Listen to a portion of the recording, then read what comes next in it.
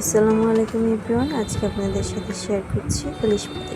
চলুন ফুল রেসিপিটি দেখা যাক। এখানে আমি একটি পাত্রে লবণ, হলুদের গুঁড়ো, তেল দিয়ে ভালোভাবে মাখিয়ে নিয়ে এরপর আমি পরিষ্কার করা লাউয়ের পাতাগুলো ভিজিয়ে রাখবো নরম হওয়ার জন্য। পাতুরির জন্য যে মশলাটা তৈরি করেছি, এখানে দেওয়া আছে 3 চামচ সরিষা, 5টি কাঁচামরিচ, 1 গ্রাম পোস্তদানা, আর আমি সাথে নিয়েছি 3 টেবিল চামচ টক দই। এটা ভালোভাবে মাখিয়ে নিব সামান্য হলুদের গুঁড়ো আর লবণ দিয়ে। এরপর মশলাটা ভালোভাবে মাখিয়ে নিচ্ছি, দেখতেই পাচ্ছেন।